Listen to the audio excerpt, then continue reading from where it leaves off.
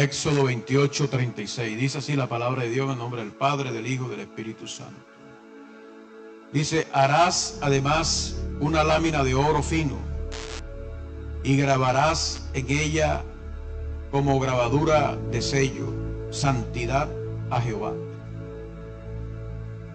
Harás además una lámina de oro fino y grabarás en ella como grabadura de sello, santidad a Jehová.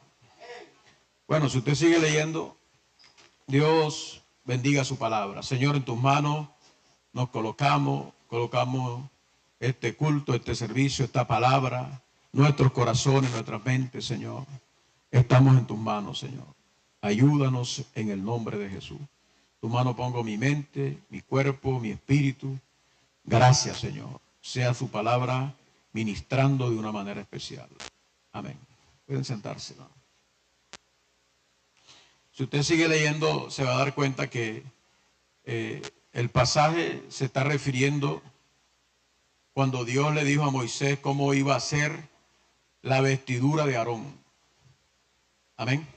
¿Cómo iba a ser la vestidura de Aarón? ¿Quién era Aarón? Aarón era el sumo sacerdote. En ese momento el primer sumo sacerdote dentro de los rituales que Dios estableció para el pueblo de Israel. Y que cómo iba a entrar él vestido cada año. Le habló de una mitra, le habló de un pectoral. Y dice que aquí en la mitra, algo que llevaba aquí en la cabeza, el Señor dijo, él tiene que hacerle harás una lámina de oro y grabarás en ella con grabadura de sello. O sea, iba una lámina de oro y ahí se iba a grabar con grabadura de sello, dice, y la colocará sobre su frente. Y lo que se iba a grabar allí era la palabra santidad a Jehová. Amén. Y el Señor dice, la colocarás en su frente. O sea, él siempre iba a estar ahí, esa frase puesta en su frente. Santidad a Jehová. Eso era para que el sacerdote tuviera en cuenta que él iba a estar siempre frente ante un Dios que es santo, santo, santo. Yo en esta mañana quiero hablar en breve, hermano, sobre el tema la santidad de Dios. La santidad de Dios. Dios, la Biblia nos muestra en la palabra que Dios tiene muchos atributos. Algunos atributos morales y otros le llaman atributos exclusivos. Atributos morales como que Dios es amor, Dios es bueno, Dios es bondadoso, Dios es paz, amén, entre otros. Y hay atributos exclusivos, y esos atributos no los tiene nadie. Dios comparte los atributos morales con los seres humanos. Nosotros tenemos un pequeño grado, parte de esos atributos morales de Dios. Dios es amor, nosotros podemos tener un poco de amor. Por más que amemos, no amamos como Dios puede amar. Amén. Pero los atributos exclusivos no lo tiene nadie, no lo tiene ningún ser humano, porque Él es Dios y son exclusivamente de Él. Por ejemplo, Dios es omnisciente, es decir, que Dios lo sabe todo, Dios lo conoce todo. No hay nada que Dios no sepa. Dios sabe tu pasado, tu presente, tu futuro. Dios sabe antes de hacer el hombre cómo iban a pasar las cosas, qué iba a hacer después de todo esto. Dios en su omnisciencia, mi amado hermano, nadie puede engañarlo. Ningún ser humano puede venir ante Dios y engañarlo. Usted me puede engañar a mí y decirme que usted tiene otro nombre, que usted hizo esto, usted hizo lo otro, pero Dios conoce tu vida desde que naciste, desde el día que fuiste engendrado, cómo fuiste engendrado, y sabe quién realmente es tu verdadero padre, quién es tu verdadera madre, y sabe cómo vas a morir. A su nombre gloria. ¿Quién de nosotros puede saber eso? Nadie, ¿verdad? Dios es omnipotente. Dios es omnipotente porque Él es todopoderoso. No hay nada que sea imposible para Dios. No hay nada. Dios hizo los cielos, la tierra, el universo, todas estas cosas. Un día te vamos a dar un tema sobre los atributos de Dios. Entre esos atributos encontramos también que Dios es misericordioso, que Dios es eterno. Pero el más grande de todos los atributos, escúcheme, el más importante y más grande de todos los atributos, tanto morales como exclusivos de Dios, se encuentra la santidad de Dios. Dios es santo. Amén. Dios es santo. Dios no puede pecar, porque Él es santo. Y es el único atributo que la Biblia le da 3 veces más. O sea, lo declara 3 veces. Por ejemplo, Dios es santo, santo, santo. Usted en ninguna parte de la Biblia va a encontrar que Dios es omnipotente, omnipotente, omnipotente. Dios es amor, amor, amor.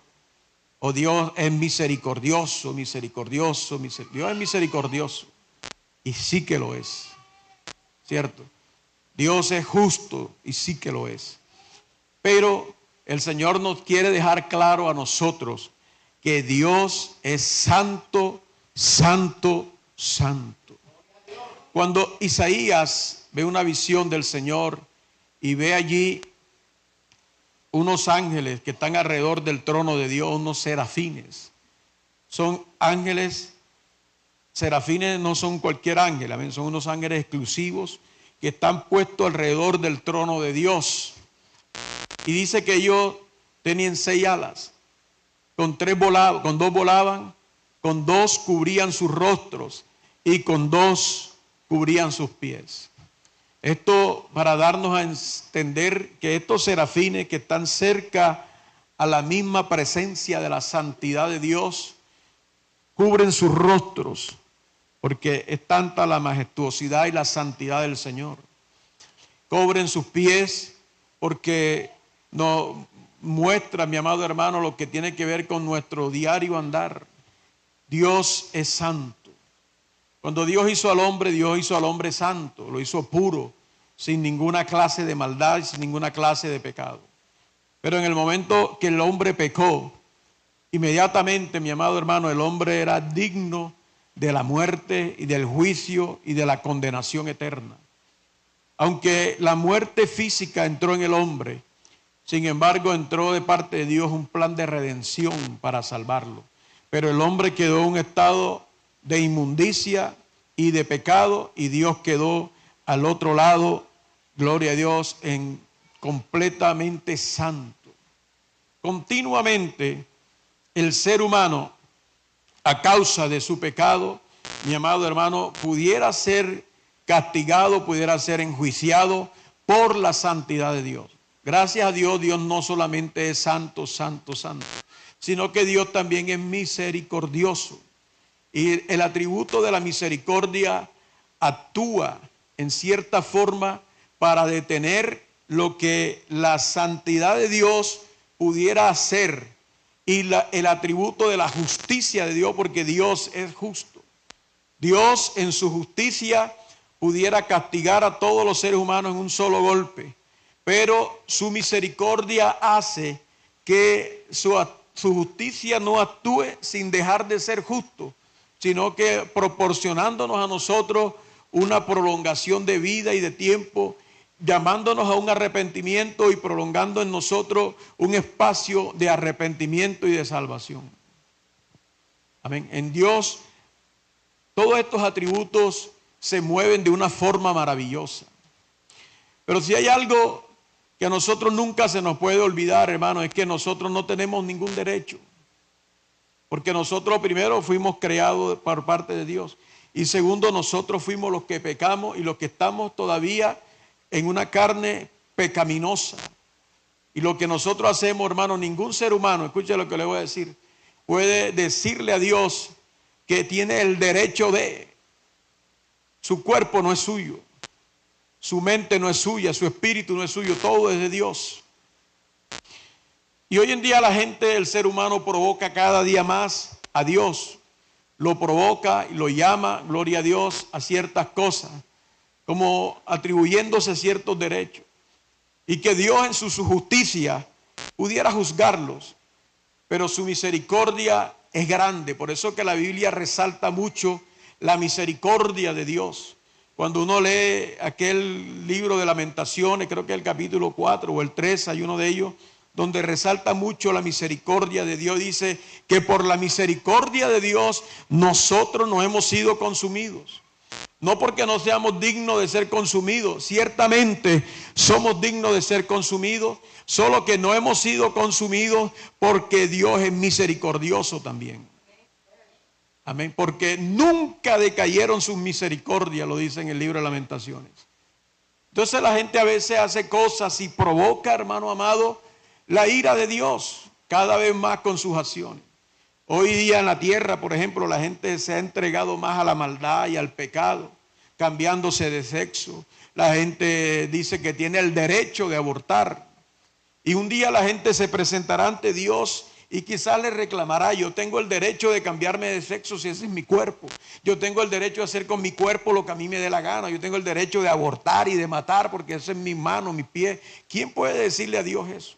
¿Quién se puede presentar ante Dios y decirle que tiene ese derecho? Que por la misericordia de Dios sencillamente no ha sido consumido. Amén a su nombre. Dios es santo. Ser santo significa que Dios no tiene ninguna relación con el pecado, que Dios es apartado, es diferente totalmente de todo lo que es la maldad y todo lo que es el pecado. Amén a su nombre.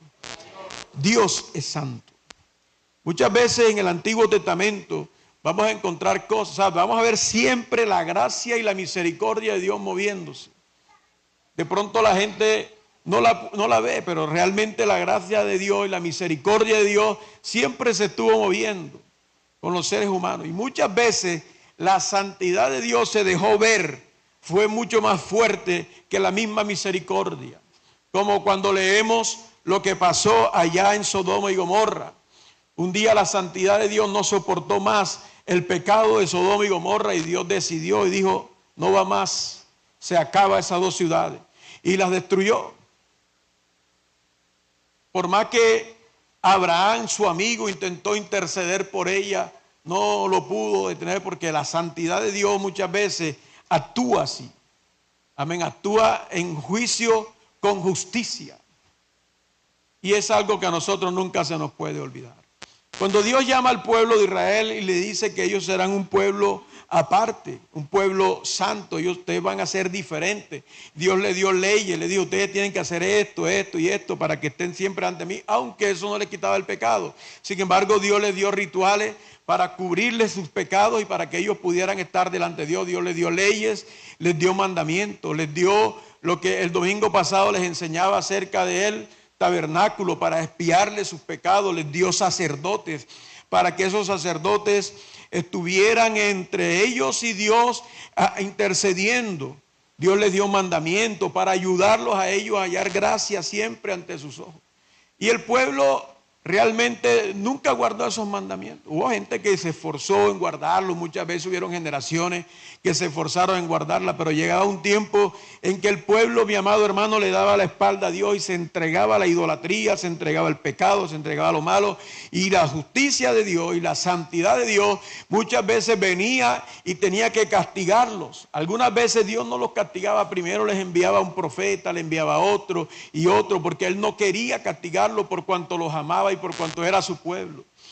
Y Dios a veces levantaba profetas con señales extraordinarias, como en la época de Elías, para que el pueblo pudiera ver a su Dios y se volviera, y de esa manera Dios no castigarlos. Pero en otras ocasiones Dios tenía que actuar en santidad, por su santidad actuar y limpiar al pueblo de las inmundicias y de las escorias de su pecado, porque Dios es santo. En la Biblia vamos a encontrar muchas historias y muchos casos. Me llama la atención que en el libro de Levítico, en el capítulo 10, verso 1 al 3, dice: Nadab y Abiú, hijos de Aarón, tomaron cada uno su incensario y pusieron en ellos fuego, sobre el cual pusieron incienso, y ofrecieron delante de Jehová fuego extraño. Ojo esa palabra, que él nunca les mandó. Y salió fuego de delante de Jehová y los quemó, y murieron delante de Jehová. Entonces dijo Moisés a Aarón: esto es lo que esto es lo que habló Jehová, diciendo: en los que a mí se acercan me santificaré, y en presencia de todo el pueblo seré glorificado. Y Aarón cayó. Aarón era el primer sumo sacerdote que Dios colocaba para hacer todos estos rituales que duraron años. Él fue el primero. Y sus hijos que ministraran en las cosas santas y sagradas.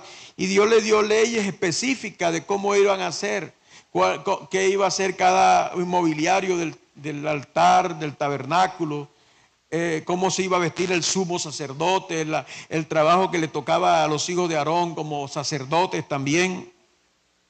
Y le dio explícitamente cómo era que ellos iban a hacer cada una de estas cosas. Pero parece ser que un día dos de los hijos de Aarón se tomaron como que fue unos traguitos. El mismo capítulo, en el verso 9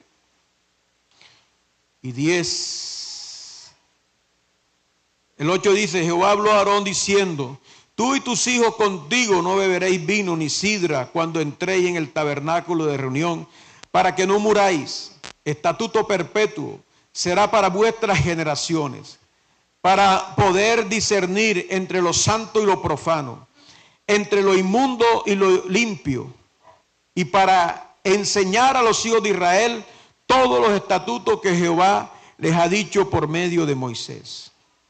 Y parece ser que algunos teólogos creen que por causa de ese pasaje, estos muchachos como que se tomaron unos cuantos tragos de vino y como que quedaron todos en 3:15, todos sorombáticos, todos como que, tú sabes, cuando la gente, mire, el vino transforma a las personas.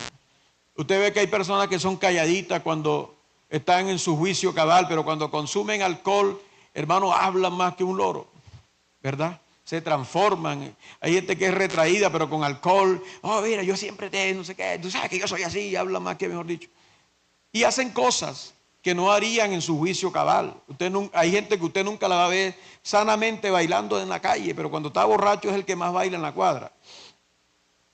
Y estos muchachos un día estaban así bajo el efecto de alcohol y a ellos les correspondía, o sea, a los sacerdotes les correspondía entrar al lugar santo y encender la lámpara. Y cuando ellos encendieran la lámpara tenían que traer también incienso en el altar. De eso dice en Éxodo 37 al 10, creo que es. Dice que tenían que traer incienso al Dios, un incienso que ya Dios le había dicho cómo lo tenían que preparar. En su incensario ellos tenían que preparar un fuego ahí con esos inciensos y lo traían para que ese lugar quedara con un aroma delicioso, el lugar santo. Pero ese día esos muchachos, bajo el efecto del alcohol, del vino tal vez, ellos dijeron: vamos a darle a Dios. Escúcheme, tal vez ellos dijeron: vamos a darle a Dios, vamos a cambiar ese aroma que Dios siempre manda, vamos a ponerle a banda, fabuloso, no sé, vamos a cambiar. Siempre lo mismo. A ellos les pareció, lo quisieron hacer quizás para Dios. Y lo hicieron, lo quemaron y entraron, hermano, entraron al lugar santo, encendieron las lámparas y cuando llegaron ¿se acuerda que le dije la mesa del incienso que representa las oraciones del Señor Jesucristo? Le enseñaba el domingo pasado. Cuando llegaron a ese lugar y pusieron ahí ese fuego de ese incensario extraño, el Señor vio esto como un fuego extraño que Él no pidió ahí. Y cayó fuego del cielo y los mató a todos, quedaron chicharroneaditos. Y cuando fueron a ver, hermano, Nadab y Abiú, los hijos, los sacerdotes, hijos del sumo sacerdote, muertecito, quemado dentro del lugar santo. Aarón a lo mejor le pregunta a Moisés: Moisés, pero yo le estoy sirviendo al Señor, yo no entiendo por qué Dios mató a mis hijos. Y la respuesta de Moisés fue: eso fue lo que habló Jehová, que en los que a Él se acercan, Él se va a santificar. Y ante los hijos de Israel será glorificado. O sea, Dios dijo: esta gente me quiere dar a mí algo que yo no he pedido. Algo que yo dentro de las cosas que he pedido les he dicho. O sea, entre las cosas que he pedido les he dicho cómo me gustan. De pronto tú le puedes dar algo a Dios que Dios no te ha pedido. Pero entre las cosas que Dios no te ha pedido, tú tienes que saber cómo son las cosas que le gustan a Dios. ¿Me comprende? Tú puedes decir: voy a invitar a una persona a comer, pero tú sabes que a esa persona no le gusta comer pescado. Y lo vas a invitar a comer pescado. No lo invites. Y estoy hablando de seres humanos. Amén. ¿Cuánto más Dios. Si tú a Dios le quieres ofrecer algo, ofrécele conforme a lo que Él lo pide, la forma como Él lo pide. Amén, a su nombre. Y estos muchachos, hermanos, dice la Biblia que el fuego de Dios, o sea, la santidad de Dios, hizo que saliera fuego de Él. Porque están acercándose uno bajo los efectos del vino para ministrar en las cosas santas. Ellos allá tomaban vino, pero para ministrar en las cosas santas ellos no discernieron, y Dios les dijo: ustedes no tomen vino, para que puedan discernir entre lo santo y lo profano, puedan estar en su juicio cabal. Y le dijo a Aarón, Dios no le pidió disculpas a Aarón: Aarón, discúlpame por matar a tus hijos. Amén, sino que a Aarón le quedó claro, y a los demás hijos también le quedó claro, y a las generaciones que venían después de Aarón les fue quedando claro cómo es que es la cosa. A su nombre, gloria. Ahora, vamos a encontrar otro caso semejante de lo que la santidad de Dios puede hacer muchas veces. Dentro de esos inmobiliarios, yo le enseñaba el domingo pasado que estaba el arca del pacto, donde estaba los 10 mandamientos, la vara de Aarón y el maná. Amén. Y estaba la tapa de la misericordia. Eso lo único que veía eso, hermano, era el sumo sacerdote cada año cuando entraba ahí. Algunas veces cuando ellos iban a la guerra, lo hicieron cuando ya el templo quedó, todavía no tenía el templo. Cuando iban a la guerra sacaban el mobiliario y lo llevaban a la guerra como una forma de decir que el trono de Dios estaba con ellos. Y Dios dijo: esto no lo van a tocar manos humanas. Él traía unos aros alrededor, el arca ese. Y ahí metían unas varas que Dios había mandado hacer cubiertas en oro, y el pueblo las cargaba sin tocarlo. Pero un día esa arca salió a una guerra, y esa guerra se perdió, y con quien ellos perdieron la guerra se robaron esa arca. Después ellos la devolvieron. Yo les he explicado eso muchas veces. Los filisteos la devolvieron porque se estaban muriendo de tumores allá en su tierra. Entonces ellos la devuelven y dicen: vamos a terminar todos muertos, vamos a devolver esa arca a ellos allá, y no sé eso qué significará para ellos allá. Y cuando llega a una ciudad llamada la ciudad de Bet-Semes, ellos destaparon, hermano, el arca para ver qué había dentro, y dice la Biblia que murieron 50,000. Y entonces ellos entraron en temor y la metieron en la casa de un hombre llamado Abinadab. La metieron ahí, y el arca duró ahí 20 años. En alguna ocasión Saúl la sacó, pero Saúl nunca le prestó atención. Y David un día quiso darle un lugar, un puesto merecido conforme a lo que Dios había pedido. Decía Dios, esa arca representa el trono de Dios, la presencia de Dios en medio de nosotros. Y él dijo: yo no quiero que Dios esté metido por allá en la casa de un hermanito, de un creyente. Ya quizás David fue a ver, y a lo mejor el muchacho la tenía por allá en el rincón, en el cuarto de San Alejo. Y él dijo: Dios se merece lo mejor, y hay que darle a Dios lo mejor, y hay que buscarle una casa al arca de Dios. ¿Se acuerda que le hablé el domingo pasado del tabernáculo caído de David? Que él la llevó y la metió en un tabernáculo. Cuando él la va a sacar, y él convoca a todo el pueblo para que den como una alabanza, una honra a Dios, porque el arca del pacto, o sea, no la llevó, solamente vamos a llevarla ya. Él dijo: es que es Dios que está en medio de nosotros a través de esta arca, entonces vamos a honrarlo como Él se lo merece. Hicieron, hermano, calles de honor, todo el pueblo hasta Jerusalén. Y los filisteos, cuando ellos devolvieron esa arca, ellos la devolvieron en un carro de bueyes, carro que ellos hicieron nuevo, y pusieron unos bueyes que nunca habían tenido relaciones y eran vírgenes. Perdón, la expresión de pronto no es la más correcta, pero la montaron ahí porque ellos no sabían, no tenían los conocimientos que tenía el pueblo de Israel. Entonces David dijo: ¿cómo la trajeron los filisteos? No, en un carro nuevo con unos bueyes que nunca había tenido relación. Entonces digo: no, hagamos lo mismo. La montaron sobre ese carro nuevo, y los bueyes iban uno al lado del otro, y la Biblia dice que los bueyes tropezaban. Vamos a Segunda de Samuel capítulo 6, verso 6. Cuando llegaron a la era de Nacón, dice aquí: Uza extendió su mano al arca de Dios y la sostuvo porque los bueyes tropezaban.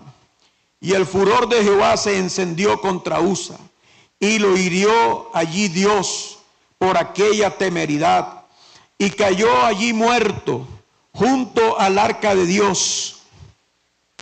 Y se entristeció David por haber herido Jehová a Uza, y fue llamado aquel lugar Pérez Uza hasta hoy. Y temieron David, y temiendo David a Jehová aquel día dijo: ¿cómo ha de venir a mí el arca de Jehová?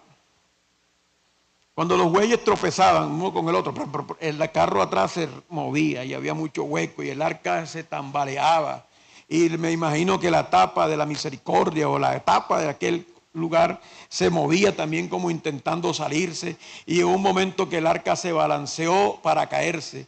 Y Uza y Ahío eran hermanos, ellos eran hijos de Abinadab, ellos vivían en esa casa donde el arca había estado durante muchos años, ellos se criaron viendo esa arca. Y lo más probable es que esos niños crecieron tocándola, jugando alrededor de ella y pensaron que ellos podían tocarla igual que los levitas, y ellos no eran levitas.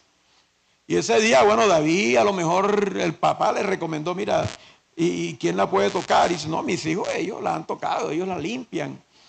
Entonces él dijo: bueno, vamos a colocar a Uza y a Ahío, creo que, al otro lado, que si ustedes ven que se llega a caer, estén pendientes que no se vaya a caer. Todo dentro de un orden. Quiso hacer algo correcto de una forma incorrecta. Y cuando esta arca comenzó a caerse, dice la Biblia que Uza extendió la mano para que no se cayera. Hermano, estaba protegiéndola para que no se cayera. Y cuando la tocó, la Biblia dice: la ira de Jehová se encendió y mató a Uza. La orden de Dios era: nadie que no sea levita puede tocarla.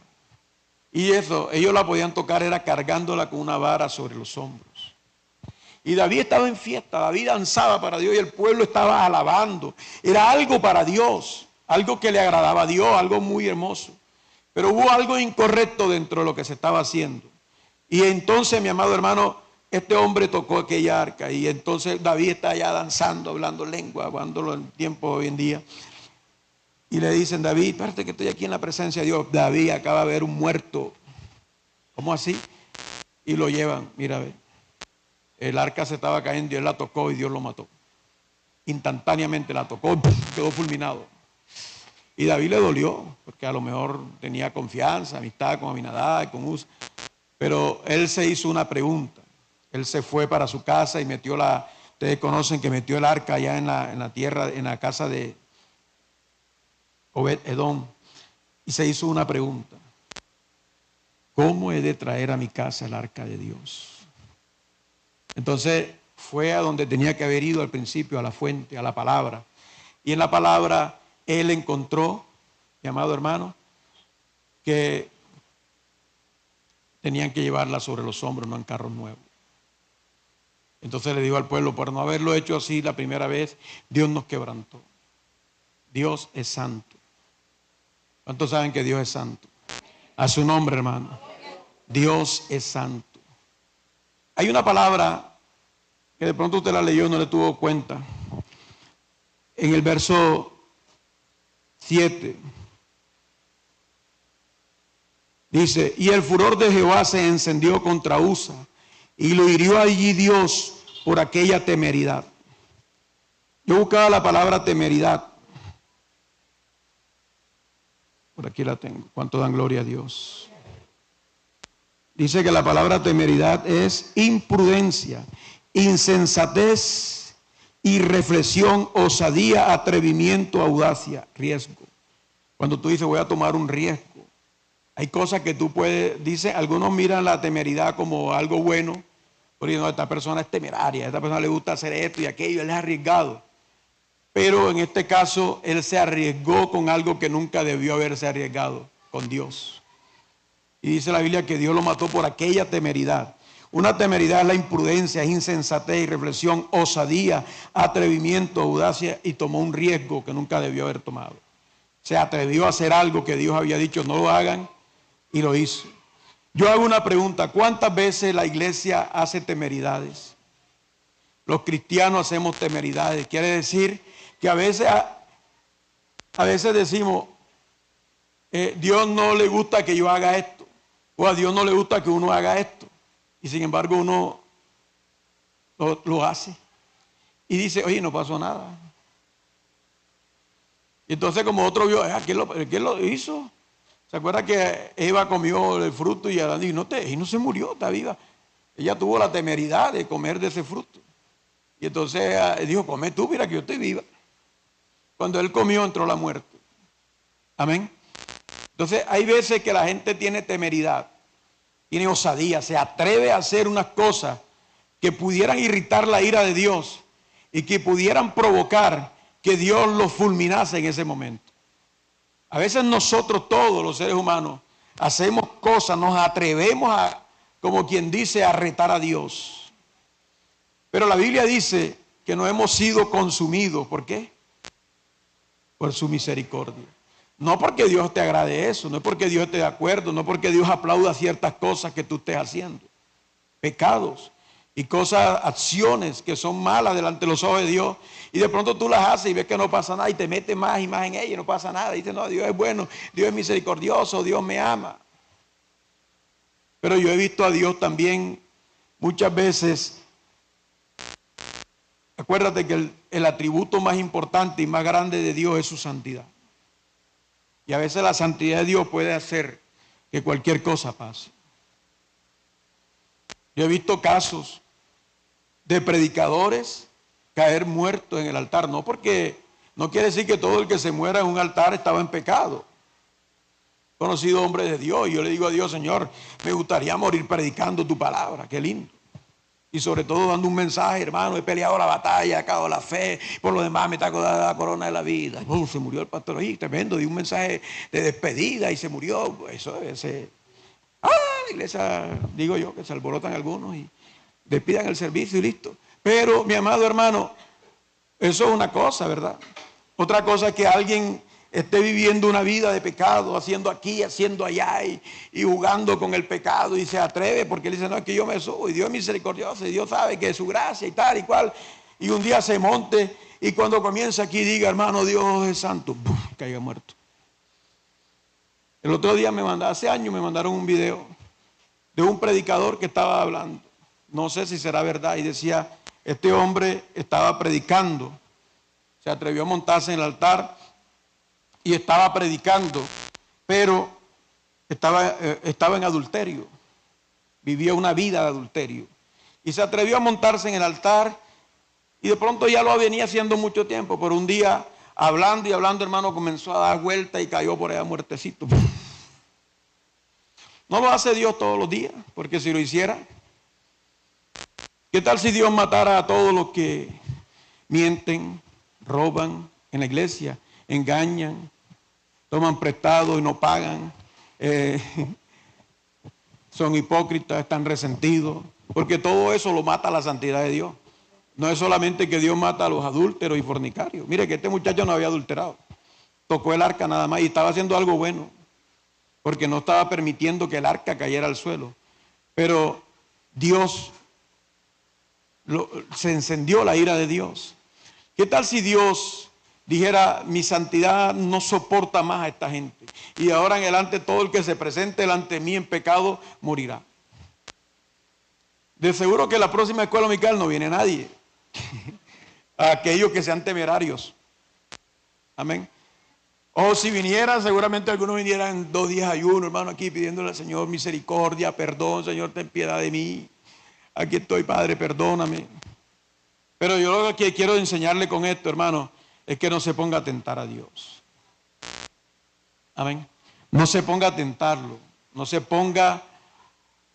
se atreva usted a estar haciendo cosas que Dios le ha dicho que no haga y usted las viene haciendo y como le está yendo bien y le están abriendo puertas y tiene un buen trabajo y le aumentaron el salario y está por aquí y usted sigue haciendo cosas y usted dice, bueno, Dios es bueno. Sí, Dios es bueno.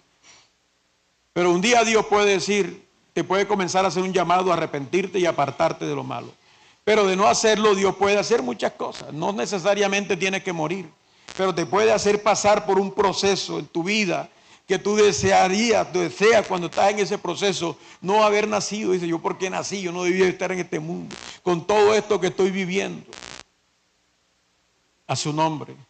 Porque Dios es santo y Dios dijo, en los que a mí se acercan, yo me santificaré. Me santificaré. ¿Cuánto dan gloria a Dios? En el libro de 1 Samuel capítulo 3, verso 11 al 14 dice: y Jehová dijo a Samuel: he aquí, haré yo una cosa en Israel, que a quien la oyere le retañirán ambos oídos.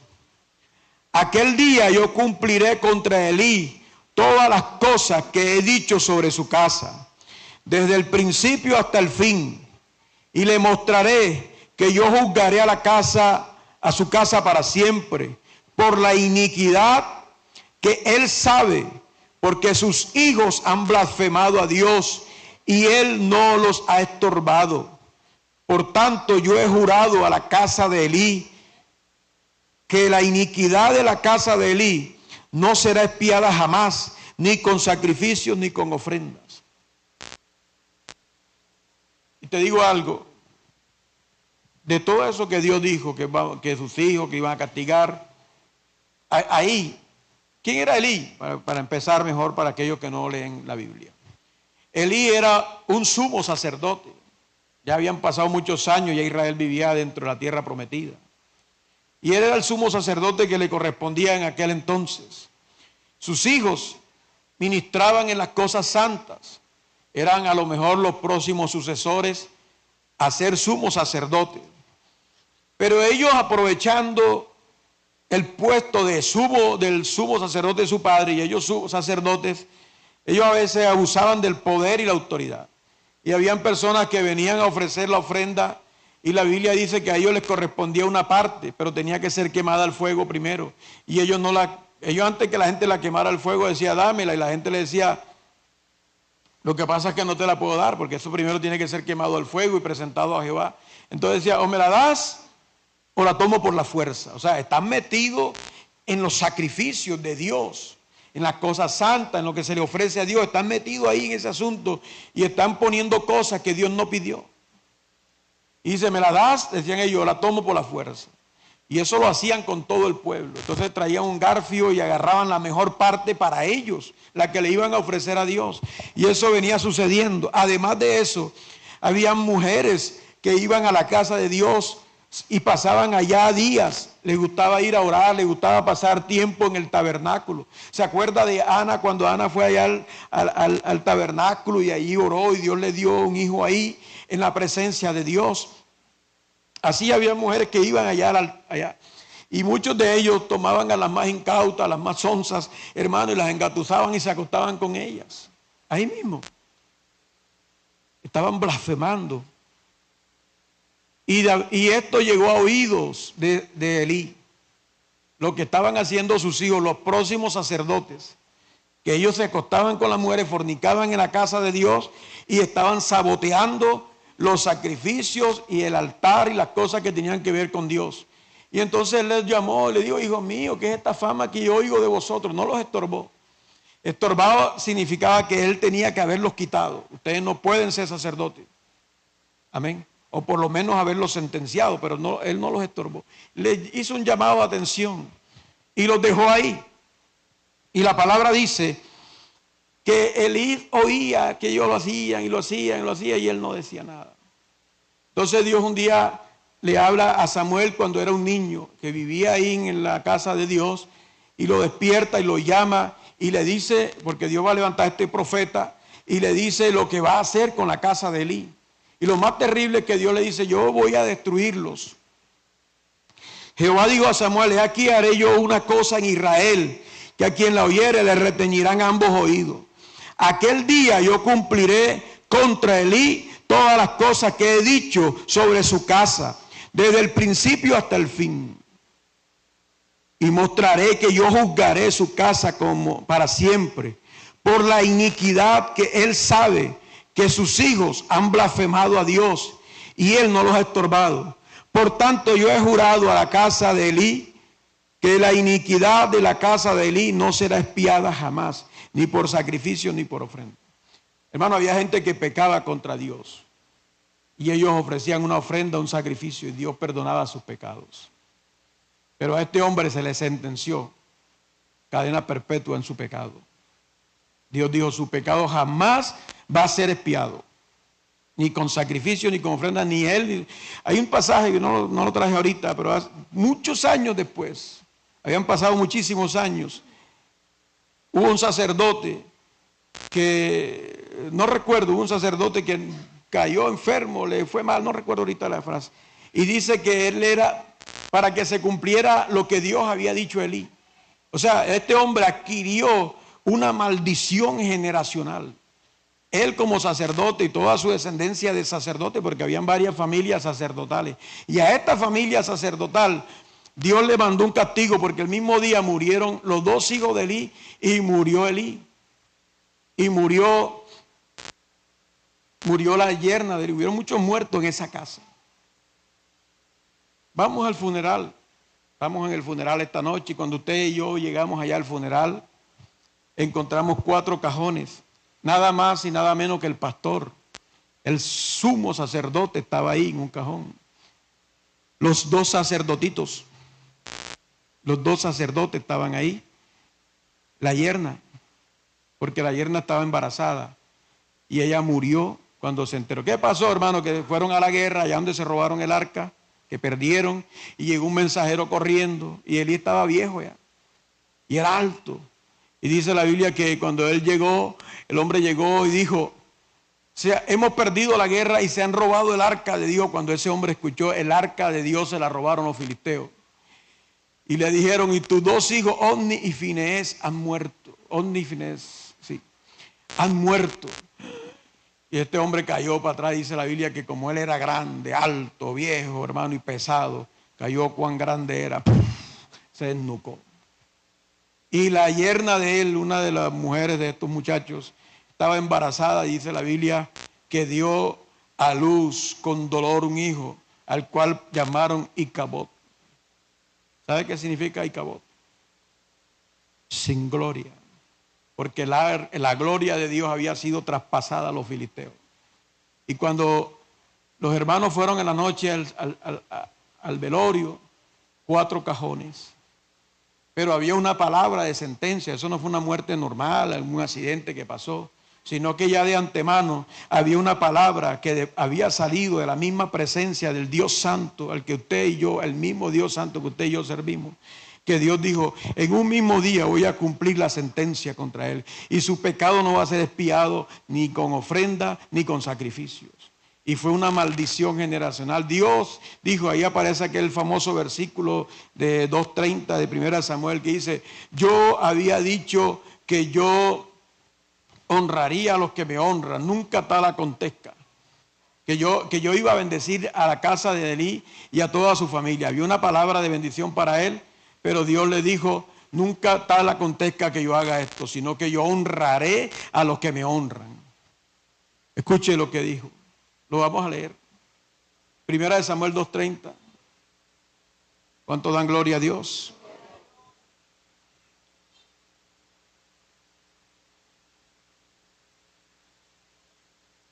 Primera de Samuel, capítulo 2, verso 30. Ya se los leo. Por tanto, Jehová, el Dios de Israel, dice, yo había dicho que tu casa y la casa de tu padre andarían delante de mí perpetuamente. Mas ahora ha dicho Jehová, nunca yo tal haga, porque yo honraré a los que me honran y a los que me desprecian serán tenidos en poco. A su nombre. Quiero que usted se grabe, si quiere olvídese toda la enseñanza, pero grábese ese versículo. Dios dice que Él honrará a los que le honran y a los que lo desprecian serán tenidos en poco. Amén. Dios dijo, yo había dicho a él, que su casa andaría delante de mí perpetuamente. ¿Cuántas veces Dios no nos dice palabras hermosas a nosotros y promesas, profecías? Pero nosotros pensamos que porque Dios nos dice esas profecías y esas palabras, podemos pisotear el nombre de Dios y sabotearlo. Eso estaba pasando con esta gente. Y el Señor dijo, yo había dicho eso, pero nunca tal acontezca que yo haga eso, sino que yo honraré a los que me honran y a los que me desprecian serán tenidos en poco. O sea, lo que yo quiero en esta noche, en esta mañana, mostrarte, amado, es que nunca se te olvide que el Dios que tú sirves, al Dios que tú adoras, al Dios que tú oras, al Dios que te llamó, que te salvó, que te sacó del pecado, es un Dios santo. 3 veces santo. Él es amor, que su gracia está con nosotros, que su misericordia, que esto, que lo otro, pero nunca olvides algo. Dios es 3 veces santo. A su nombre toda la gloria. Tienes que saber cómo caminas ante Dios. Mira, Dios ha sido misericordioso. Por su misericordia le alabamos, le glorificamos porque la ha tenido. ¿Cierto? La ha tenido con nosotros. Ha sido misericordioso con nosotros. Y yo sé que Dios en el Nuevo Testamento ha hecho cosas hermosas. Él envió a su Hijo Jesucristo a expiar los pecados de nosotros. Jesús murió en la cruz. Miren, en el Antiguo Testamento la respuesta de Dios al pecado siempre fue el fuego. La Biblia dice que cuando a este hombre Elías hizo un altar cayó fuego. Y el fuego siempre consumía el holocausto y la ofrenda. Cuando Salomón también cayó fuego, cuando David pecó contra Dios, hermano, siempre Dios respondía con fuego. Porque el sacrificio no satisfacía la ira de Dios. Pero cuando Cristo está en la cruz, no cayó fuego. Porque esa ofrenda satisfajo la ira de Dios. Y por eso Jesús ahí en la cruz soportó la ira de Dios. Y Jesús dijo, consumado es. Amén. Y ha sido su gracia sobre gracia, su misericordia. Dios ha dicho, díganle al mundo que yo los amo, que yo tengo misericordia, que hay abundancia de gracia para salvación. Y nos ha llamado, mira, y aquí estamos. Pero eso da permiso para pisotear la sangre de Cristo. Eso da permiso para sabotear el nombre de Dios, para burlarnos de Dios. En ninguna manera. Si bien Dios ha mostrado su amor para con nosotros, en que siendo un pecador, Cristo murió por nosotros. Si bien Cristo cargó la ira de Dios para que nosotros alcancemos su gracia y su amor. Eso no quiere decir que Dios dejó el atributo de la santidad a un lado. Dios sigue siendo santo. Miren, en el Nuevo Testamento, en el libro de Apocalipsis, para confirmar que el mismo Dios del Antiguo es el mismo Dios del Nuevo, en el capítulo 4 o 5, no recuerdo, en la adoración celestial, la misma visión que tuvo Isaías concerniente a Dios en el trono y con aquellos serafines, la misma visión tuvo Juan. Dios le permitió ir y ver el trono y ver la gloria y escuchar los mismos serafines diciendo, santo, santo, santo, Señor de gloria y majestad, toda la tierra está llena de tu gloria. Toda la tierra está llena de tu gloria. Para que a nosotros nos quede claro eso. A su nombre, gloria. Pastor, compruébemelo de que realmente Dios sigue siendo santo. En el libro de Hechos capítulo 5 dice, pero cierto hombre llamado Ananías, con Zafira su mujer, vendió una heredad y sustrajo del precio, sabiéndolo también su mujer, y trayendo solo una parte, y la puso a los pies de los apóstoles. Y dijo Pedro, Ananías, ¿por qué llenó Satanás tu corazón? ¿Para qué mintieses al Espíritu Santo y sustrajeses del precio de la heredad? Respondiendo, retenida no se te quedaba a ti, y vendida no estaba en tu poder. ¿Por qué pusiste esto en tu corazón? No has mentido a los hombres, sino a Dios. Al oír Ananías estas palabras, cayó y expiró, y vino un gran temor sobre todos los que lo oyeron. Y levantándose los jóvenes, lo envolvieron y sacándolo, lo sepultaron. Pasado un lapso como de tres horas, sucedió que entró su mujer, no sabiendo lo que había acontecido. Entonces Pedro le dijo, dime, ¿vendiste en tanto la heredad? Y ella dijo, sí, en tanto. Y Pedro le dijo, ¿por qué conviniste en tentar al Espíritu del Señor? He aquí a la puerta, a los pies de los que han sepultado a tu marido, y te sacarán a ti. Al instante ella cayó a los pies de él y expiró. Y cuando entraron los jóvenes, la hallaron muerta y la sacaron y la sepultaron junto a su marido. Vino gran temor sobre toda la iglesia y sobre todos los que oyeron estas cosas. ¿Por qué esperar que Dios mate gente para que tengamos temor? Si tenemos la palabra que nos enseña. El temor debemos adquirirlo, tenerlo. Ananías y Zafira se congregaban en la iglesia, luz del mundo. Y a veces la gente se emociona, a veces la gente hace como el chavo cuando le dice que le van a dar una torta de jamón, en vez de que, sí, y yo sé que ustedes se emocionan. Y estos se emocionaron y ellos tenían una heredad. Y dijeron, nosotros queremos regalar esa heredad para que sea distribuida en la iglesia, para que ustedes la administren, los apóstoles. Se la dieron a la iglesia. Ah, bueno, hermano, está bien. Si usted me dice a mí, pastor, esa moto que está allá afuera es suya, ya es mía. Y si yo le digo a usted, hermano, véndala. Y usted sale a venderla, usted me está vendiendo un producto que es mío, ¿verdad? Eso era de la iglesia. Y ellos salieron a venderla. Y cuando la vendieron, se dieron cuenta que era bastante plata. Y de pronto recapacitaron y dijeron, pero ven acá. De todos modos, la ofrenda que vamos a dar es grande. Nosotros vamos a poner un precio hoy día, costó 150 millones de pesos. Podemos decir que la vendimos en 130, 120 y nos quedamos con 30 millones. Yo, Jorge Carvalho, hubiera dicho, amén, hermano, Dios le multiplique. Son 130 millones que no estaban en el arca y van a ser vertidos en la obra. Pero ellos se pusieron de acuerdo y dijeron, vamos a entregar esta parte, o sea, y decimos que se vendió en tanto y nos quedamos con una parte para no perder todo. Cuando llegan, ya el Espíritu Santo le había dicho a Pedro, Ananías y Zafira se pusieron de acuerdo, te van a decir que vendieron en tanto la heredad, pero en realidad el precio fue esto. Cuando llega Ananías contento, hermano, gloria a Dios, bendiciones, hermano, hicimos el negocio, qué negociazo yo. Y Pedro esperándolo ahí. Ajá. Y él le da una oportunidad porque le dice, vendiste la casa en 120 millones. O sea, si usted sale a hacer un negocio, yo no sé cuánto está cobrando usted, y cuando usted regresa yo le digo el valor de lo que usted habló allá en secreto. Usted dice, oye, ¿y usted cómo supo? ¿Quién se lo dijo? Hermano, la ceguera no los dejó ver eso. Y él dijo, sí, la vendimos en 120 millones. Y dijo, Ananías, ¿por qué permitiste que Satanás, escúcheme, esa pequeña cosita que parecía nada, era una obra del diablo, llenándole el corazón a un avariento? Y le digo, ¿por qué permitiste que Satanás llenara tu corazón? Para que mintieses al Espíritu Santo. Espíritu Santo. Y le digo, retenida, estaba en tu poder. Pero si tú la entregas, ya no es tuya, ya es de la iglesia. O sea, tú le estás robando a la iglesia.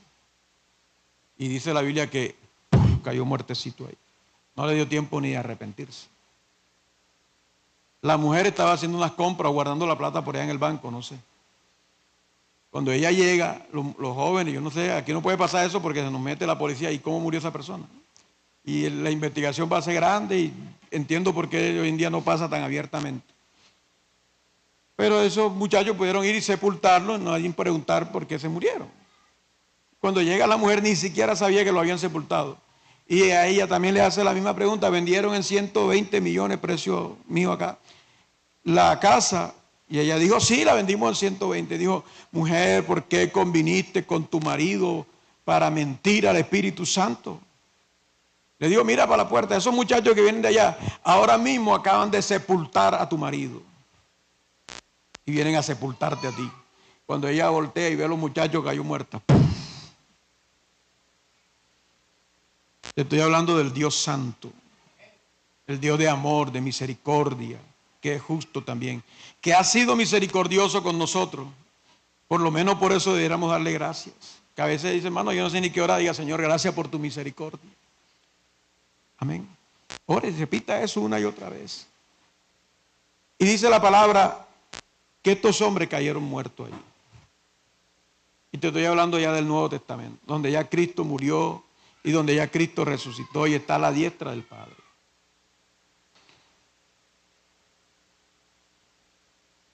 La Biblia dice en el libro de Hechos 12:20 al 23. Y Herodes estaba enojado contra los de Tiro y de Sidón, pero ellos vinieron de acuerdo ante él. Y sobornado Blasto, que era camarero mayor del rey, pedían paz, porque su territorio era abastecido por el del rey. Y un día señalado, Herodes, vestido de ropas reales, se sentó en el tribunal y les arengó. Y el pueblo aclamaba gritando, voz de Dios y no de hombre. Al momento un ángel del Señor le hirió, por cuanto no dio la gloria a Dios, y expiró comido de gusanos. La Nueva Versión Internacional dice, el día señalado, Herodes, vestido con sus ropajes reales y sentado en su trono, dirigió un discurso al pueblo. La gente gritaba, voz de un Dios, no de hombre. Al instante un ángel del Señor lo hirió, porque no le había dado la gloria a Dios, y Herodes murió comido por gusanos. En la versión del Tratado del Lenguaje Actual dice, entonces la gente empezó a gritar, Herodes, Agripa, tú no hablas como un hombre, sino como un Dios. En ese momento un ángel y Dios hizo que Herodes se pusiera muy enfermo, porque Herodes se había creído Dios. Más tarde murió y los gusanos se lo comieron. Un hombre que está puesto porque las autoridades son puestas por Dios. Sea presidente de izquierda, de derecha, del centro, donde sea, Dios las permite. Dios dice, este va a quedar. Hay unos que hacen trampa y hacen trampa y Dios dice, tú no vas a quedar. Va a quedar el otro. Punto. Y uno ora, Señor, oremos para que vivamos quieta y reposadamente. Dice la Biblia. Amén. Algunos hacen trampa y quedan y él piensa que él quedó por la trampa, sino porque Dios lo permitió. Dios puede hacer que la trampa salga a la luz, lo metan preso. Dios quita reyes, Dios pone reyes. Amén. Pero a veces los reyes se les olvida quién los puso ahí.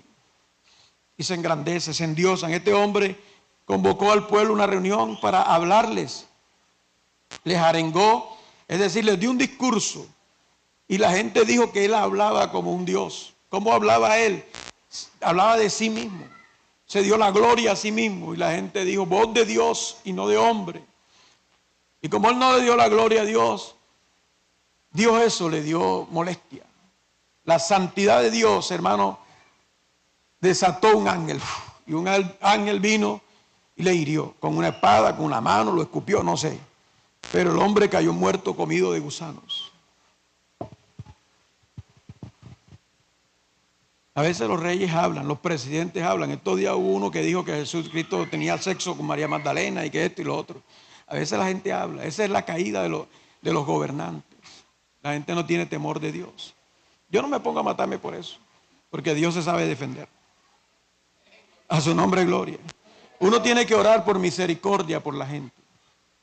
Amén, porque a veces la gente blasfema. La gente se pone a provocar la santidad de Dios. Yo escuché el testimonio de un hombre, esto lo contó alguien que lo vio, un maestro de la palabra. Dijo, en una ocasión yo vi a un hombre ateo decirle a Dios, si es verdad que tú existes, ahora mismo mátame de un rayo. Y el hombre dice, yo no quise mirar, pero al día siguiente lo fue a visitar en su funeral. Estaba muerto. Y otro que también abrió su boca y ante una multitud dijo, Dios no existe. ¿Quiere que le muestre que Dios no existe? Dijo, Dios, si tú existes, mátame ante esta multitud para que vean que tú no existes, para que vean que tú existes. Bueno, llegó una mosca, se le metió en la boca y le bloqueó el hombre y murió ahogado. Y al día siguiente salió en el periódico, ateo que retó a Dios murió asfixiado por una mosca. Dios le mandó una mosquita. La mosquita dijo, tú no respetas a mi creador, le dio una cachetada. Una vez mi esposa dio una enseñanza sobre las plagas que Dios usó para destruir a Egipto. Dios no mandó una plaga de jaguares, ni de tigres, ni de leones. ¿Qué tal una plaga de tigre en Egipto? Dios dijo, piojos. Todo el mundo andaba empiojado. Moscas, pura mosca. O sea, Dios es tan bueno que no le mandó una plaga de leones. Porque eso hubiera sido horrible. Imagínense pocos leones tragando y devorando gente. Dios dijo, piojitos, piojitos, pocos piojitos, ranitas. Y con eso los acabó. La gente iba a comer, tapaban los platos de comida y los platos que se iban a acostar y la cama era puro sapo. La gente que le tiene miedo a los sapos, ¡ah! O sea, la gritaría por todos lados. A su nombre, gloria. Dios es tan bueno, hermano, y tan misericordioso. Dios es santo, iglesia. Yo quiero decirte que el Dios que tú y yo tenemos sigue siendo santo. Que haya aumentado su misericordia. Dice, con amor eterno te he amado, que te prolongué mi misericordia. Que te doy gracia sobre gracia. Pero no me tientes. No juegues conmigo, porque yo soy santo también. Amén, yo también soy santo. Y todos los que le servimos a Dios, cuando digo servimos, todos ustedes le sirven a Dios. Porque ustedes no están ahora mismo en una discoteca. No están en una fiesta pagana. Ustedes están aquí sirviéndole a Dios. Vinieron a honrarlo, a glorificarlo. Porque saben que tienen un Dios que los ama, que pagó un precio por ustedes, pero nunca se le olvide que el único atributo que es 3 veces por encima de los demás es la santidad de Dios. Y sea que tú estés allá en una silla, o sea que estés aquí en el altar, usted tiene que saberse cuidar y presentar delante de los ojos de Dios. Sea que predique, sea que cante, sea que seas un líder, sea que seas un músico. Porque a veces uno piensa que puede jugar con Dios. Le pasó a Usa. Todo el tiempo tocó el arca y llegó el día en que la ira de Dios lo mató. No subestimes a Dios. No juegues con su amor, no te aproveches de su nobleza, dice alguien por ahí. A su nombre toda la gloria. No te aproveches de su nobleza. En 2 Timoteo, y con esto termino, yo pudiera hablar de detallitos, de cositas, de esto, pero yo quiero que tú tengas temor de Dios. Cuando murió Ananías y Zafira, la Biblia dice hubo gran temor. Y cuando la gente pierde el temor a Dios, la gente se desfoca a pecar y a hacer cosas malas ante Dios, porque pierden el temor. Pero a veces Dios, para que el pueblo recupere el temor, hace cosas como la que le pasó a Ananías y Zafira. Y Dios no quiere llegar a esos puntos. Dios quiere que tú le temas por lo que Él es, porque tú lo conoces en las Escrituras. En 2 Timoteo 2:19 dice, pero el fundamento de Dios está firme, teniendo este sello. Conoce el Señor a los que son suyos, y apártese de iniquidad todo aquel que invoca el nombre de Cristo. ¿Sí lo vio? El fundamento de Dios sigue estando firme, es el mismo. Teniendo este sello, conoce el Señor a los que son suyos, y apártese de iniquidad todo aquel que invoca el nombre de Cristo. Pero en una casa grande no solamente hay utensilios de oro y de plata, sino también de madera y de barro. Unos son para usos honrosos y otros para usos viles. Así que si alguno se limpia de estas cosas, será instrumento para honra, santificado, útil al Señor y dispuesto para toda buena obra. Huye también de las pasiones juveniles y sigue la justicia, la fe, el amor y la paz con los que de corazón limpio invocan al Señor. Este pasaje nos recuerda que Dios tiene un fundamento que no ha cambiado. Su fundamento es todo el que invoque el nombre del Señor, apártese de iniquidad, porque Dios es santo. De pronto hemos jugado con Dios, hemos sido temerarios, nos hemos atrevido a hacer una que otra cosa, a decir palabras, a hacer cosas, algunas cosas quizás más profundas que otras, quizás otras cosas morales, otras cosas personales, sin tener en cuenta la santidad de Dios. Porque hay una cosa que tú puedes hacer y de una forma ignorante. La Biblia dice, la palabra de Dios dice, ¿quién puede entender sus propios errores? Líbrame de los que me son ocultos. Hay cosas que uno puede hacer sin darse cuenta, hasta que algún día una palabra, una enseñanza, una exhortación de Dios interior nos dice, mira, eso que estás haciendo no está bien. Y de pronto tú recapacitas y dices, oye, verdad, está mal. Le estoy robando a Dios, estoy haciendo esto. A veces hay personas que le roban a Dios, ofrendas o diezmos, cosas que a veces usted hasta le promete a Dios. Mire, yo he visto gente venir a la iglesia y decir, Señor, esta ofrenda es para ti. Yo eso lo he experimentado aquí. Y han llegado a la iglesia y después se han ido y nos han dicho, hermano, yo le saqué una ofrenda a Dios, pero después no sentí darle y me la llevé. Amén. Y a veces jugamos con las cosas de Dios, jugamos con la iglesia. Pensamos que Dios nada más nos ve en la iglesia cuando venimos. Y Él está aquí y no le da tiempo de mirarnos a todos porque el tiempo no es suficiente, no pasamos todo el día, sino un rato. Y cuando quiere llegar donde estoy yo, ya el culto se ha acabado. No, hermano. Dios entra donde tú entras. Dios entra al baño contigo. Dios entra a la habitación contigo. Dios entra en el carro, en la moto, sale de la ciudad y entra a la ciudad donde tú entras. Y se mete a la cueva más oculta. Dios dijo, ¿quién se esconde en escondrijo que yo no lo vea? Sino que Dios es bueno y es misericordioso. Pero aprende a temer a Dios y no juegues con su santidad. Que Dios le bendiga.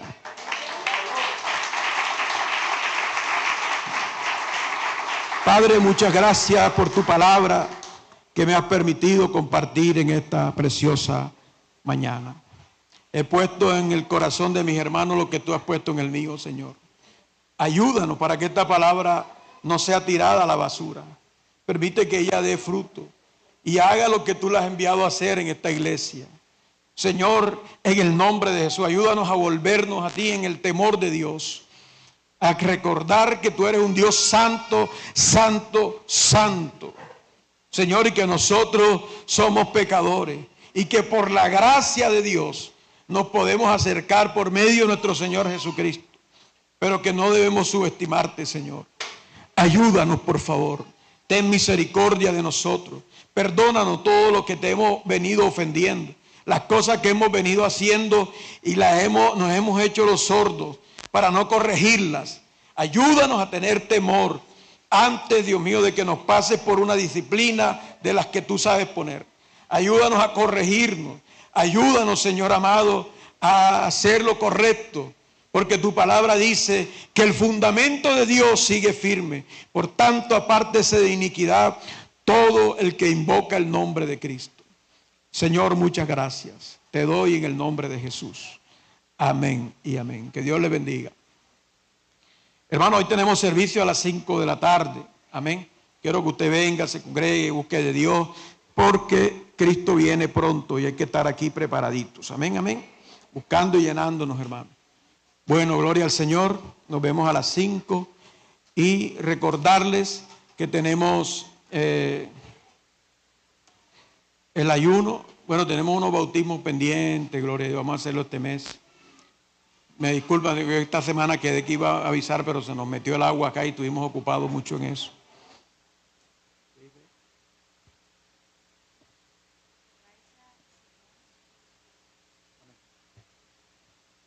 Ok, hermano, entonces oren para que Dios nos ayude a organizar todo esto. Gloria a Dios.